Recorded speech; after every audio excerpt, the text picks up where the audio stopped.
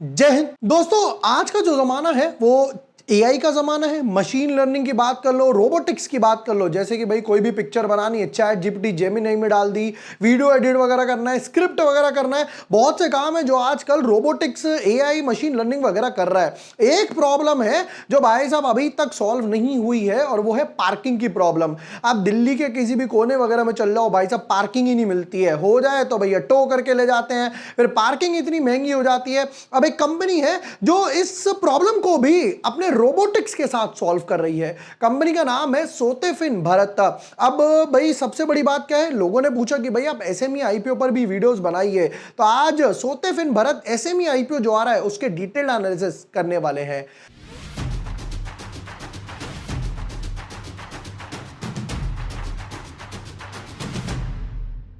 Hi everyone, my name is Vibhor Washne. I am a SEBI registered research analyst. भाई company का business model क्या है, कौन इनके क्लाइंट्स हो सकते हैं। अब पार्किंग तो भाई मैं तो नहीं बनाऊंगा, गवर्नमेंट बनाएगी, एमएनसी बनाएगी, मॉल वगैरह बनाएंगे आज के जमाने में। उसके बाद भाई इनके फाइनेंशियल्स क्या बोलते हैं, क्या इसमें कुछ पैसा बनता भी है या नहीं बनता है, राइट, क्योंकि कॉन्ट्रैक्ट बेसिस पे चलता है। इनका बिजनेस क्या है, इंपॉर्टेंट नंबर्स क्या है, पैसा किस लिए उठा रहे हैं, हमें अप्लाई करना है या फिर नहीं करना है, बहुत सारे सवाल हैं। Let's deep dive in our analysis.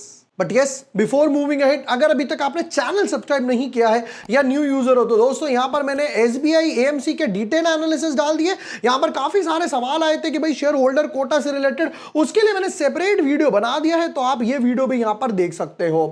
अब शुरू करते हैं सोतेफिन भारत के साथ, पढ़ना शुरू करते हैं इनके बारे में। चलिए, alright. Incorporated in 2012, Sotefin Bharat operates in the automated parking space, offering 4 product line, fully automated robotic system using Sotefin's ऐसे proprietary Silomate shuttle and dolly technology। Puzzle parking हो गया, राइट। ऑटोमेटेड रोबोटिक पार्किंग मतलब क्या बोलते हैं कि भाई suppose करो मैं आया, मैंने अपनी गाड़ी छोड़ दी, रोबोट आएगा, मेरी गाड़ी लेकर जाएगा, उसको पार्क करेगा, वापस जब मैं आऊंगा रोबोट वापस से प्रॉपर मेरी गाड़ी लेकर आएगा और उसको मुझे देगा कि भैया ये आपकी गाड़ी है। तो ये चीज जो ये प्रॉब्लम बहुत अच्छी सॉल्व कर रहे हैं। फिर उसके बाद पजल पार्किंग सिस्टम्स हो गया, टावर पार्किंग सिस्टम्स हो गया, जैसे कि ट्रैवल टावर, पैले, कॉम्बे टाइप्स हो गया, और स्टैक पार्किंग।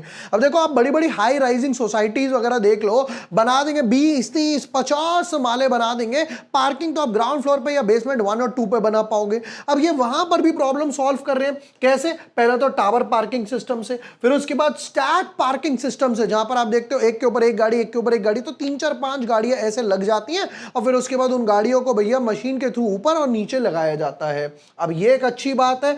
भाई नेक्स्ट पार्ट पर आते हैं। The company provides end-to-end turnkey services including system design, manufacturing, installation, O&M, operation and machine, and after sale supports वगैरह हो गया, ठीक है। As of 30th this it has completed 55 projects already complete कर चुके हैं भैया, ठीक है, and is executing 30 plus project across India। 55 already complete कर चुके हैं, 30 प्लस पे काम चल रहा है। अब ये 30 प्लस का पैसा आएगा आगे जाकर, ठीक है। ऑर्डर बुक हो गई एक तरीके से। यूएस में भी काम कर रहे हैं, दुबई में भी कर रहे हैं, इंडिया में कर रहे हैं। कस्टमर कौन कौन है वो देख लेते हैं। कस्टमर्स इंक्लूड प्राइवेट डेवलपर्स हो गए, राइट, एयूएम जीएम हाइट्स हो गया, हपटाउन हो गया, मेस्कॉन स्पेस हो गया, गवर्नमेंट भी इनके क्लाइंट है। अब देखो जैसे मैंने कहा ना भाई, हाई राइजिंग सोसाइटीज वाले जो है वो इनको बुलाएंगे, ये तो पार्किंग बना हमारे यहाँ पर। फिर उसके बाद कौन कौन बुला रहे हैं, गवर्नमेंट बॉडीज बुला रहे हैं, जैसे कि एमसीडी हो गए गवर्नमेंट के, फिर उसके बाद एमसी जीएम हो गए, बीएमसी यानी कि मुंबई की हो गई, सीपीडब्ल्यूडी हो गए, public works department, MMRDA Mumbai की हो गई, फिर उसके बाद एनएचआईडीसीएल, एसडीएमसी। तो गवर्नमेंट भी बोल रही है कि भैया हमें इनको काम देना चाहिए। पार्किंग की जो प्रॉब्लम पता है क्या है, गाड़ी कहीं भी पार्क करके चले जाओ, फिर उसके पीछे भाई साहब अच्छी खासी ट्रैफिक लगनी शुरू हो जाती है, टोल कर लिया जाता है, गाड़ी आती है उसे रिकवरी वैन उठा के ले जाती है। The company holds ISO certificates and had 147 employees, और उसके बाद ऑर्डर बुक है भाई साहब 534 करोड़ पे। वाह, 534 करोड़ की तो ऑर्डर बुक है, जिसके अप्रॉक्स 30 प्रोजेक्ट्स पे ये काम कर रहे हैं, और आगे आने वाले पे और देखेंगे। चलिए जी नेक्स्ट पार्ट पर आते हैं, जरा कुछ और इंपॉर्टेंट डिटेल्स वगैरह समझते हैं इनके बारे में। इशू साइज की बात करें तो 89.76 यानी कि ऑलमोस्ट 90 करोड़ के आसपास का इशू साइज रखा है, जिसमें 35% कोटा है यहां पर रिटेल वालों का, 31.42 का। ठीक है, प्राइस बैंड की तरफ भी एक बार नजर मार लेते दोस्तों फटाफट से। तो यहां पर इन्होंने प्राइस बैंड जो रखा है 1 मिनट 178 से 187 का, हम अप्लाई करेंगे 187 पर। ठीक है, नेक्स्ट पॉइंट पर जाते हैं। ऑलराइट, अब यहां पर बात करते हैं, देखिए पूरा का पूरा फ्रेश इशू डाला यहां पर 89-100% जो पैसा है वो कंपनी के पास जाएगा। कंपनी किस लिए रेस कर रही है, किस लिए उठाएगी, वो भी अब हम लोग 1-2 मिनट में देखने वाले हैं। ठीक है, अब एक इंपॉर्टेंट पॉइंट पर आता हूं, एसएमई आईपीओ में किस तरीके से काम चलता है देखिएगा जरा। देखिए आईपीओ 16 जुलाई को ओपन होगा, 20 जुलाई को आईपीओ क्लोज होगा, 23 जुलाई को आईपीओ लिस्ट होने वाला है। अब लॉट साइज क्या है, 1200 शेयर्स, वैसे है 600 शेयर्स के हिसाब से। ठीक है, यहां पर क्या है, सेबी का रूल है कि भाई आप मिनिमम 2 लॉट में अप्लाई कर सकते हो। तो यहां पे आ गया 1200 शेयर्स के आसपास, यानी कि आपकी मिनिमम इन्वेस्टमेंट जो बनेगी 2,24,400 के हिसाब से ही बनने वाली है। अब लोगों के मन में क्या क्या डाउट आते हैं जरा वो समझ लेते हैं। मुझे 2 लॉट मिल गए, क्या मैं 1 लॉट बेच सकता हूं? बिल्कुल आप 1 लॉट बेच सकते हो। आपको 1 लॉट होल्ड करना है लॉन्ग टर्म के पर्पज से, बिंदास होल्ड करो, कोई प्रॉब्लम नहीं है। क्या एसएमई आईपीओ में कोई लॉक इन रहता है? कोई लॉक इन नहीं है। लिस्ट होते ही 1 मिनट बाद आप बेच दो, आपको होल्ड करना है, कोई प्रॉब्लम नहीं है। अब लॉट साइज है 600 का, तो ये जो काम होगा वो 600 के मल्टीपल में होगा। मतलब आप 600 शेयर बाय कर सकते हो या 600 शेयर सेल कर सकते हो। ये नहीं कि 100 कर दिए, 200 कर दिए, वो वाला काम नहीं होता यहां पर। नेक्स्ट पार्ट पर आते हैं जी। अब इंपॉर्टेंट डिटेल्स पर आते हैं, फाइनेंशियल्स वगैरह पर आते हैं। पैसा किस किस लिए उठा रहे हैं, क्या बोलते हैं। Funding capex for manufacturing facility, funding capex for new office premises, working capital requirements के लिए चाहिए। अब देखो यहां पर क्या करने वाले हैं, कैपेक्स करने वाले हैं और नई मैन्युफैक्चरिंग फैसिलिटी लगाएंगे, ताकि अब हो क्या रहा होगा ना, अभी तक जो मैन्युफैक्चरिंग फैसिलिटी है वो भैया अपने अटमोस्ट कैपिटाइजेशन पे पहुंच गई, कैपेसिटी यूटिलाइजेशन पर वो आ चुकी है।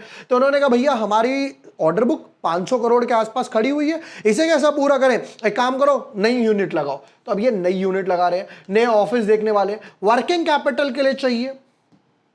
चलो कुछ इंपॉर्टेंट की रेशियोज देखते हैं, फिर उसके बाद नेक्स्ट नंबर पर आते हैं इसके फाइनेंशियल्स वगैरह पर।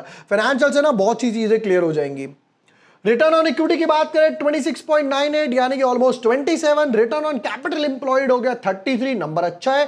डेट टू इक्विटी रेशियो काफी अच्छा लग रहा है 0.31 के आसपास। मैं काम करता हूं और जूम इन डाल देता हूं, 0.31 के आसपास इनका डेट नजर आ रहा है। पैट मार्जिन 14.8 यानी ऑलमोस्ट 15% के आसपास हो गए। प्राइस टू बुक वैल्यू 4.6 के आसपास है। ठीक है, कुछ की important ratios, financials, final verdict. EPS की बात करें, देखिए अभी ये 13, बाद में हो जाएगा 9.5, ऑलमोस्ट 10। पी रेशियो 14 का, बाद में हो जाएगा 19 का। प्रमोटर होल्डिंग है अभी 41% के आसपास। मार्केट कैप है 339 करोड़, क्या बढ़िया चेक है। मार्केट कैप कंपनी का है 339 करोड़ का और ऑर्डर बुक ही कंपनी की है 500 करोड़ की, 500 करोड़ से ज्यादा। मतलब आप प्रैक्टिकली सोचो, जिस दिन ये ऑर्डर बुक कंप्लीट हो जाएगी, ये कंपनी ऑलमोस्ट 800,000 करोड़ की वैल्यूएशन पर ऑटोमेटिकली पहुंच जाएगी जिस दिन ये ऑर्डर बुक कंप्लीट हो जाएगी।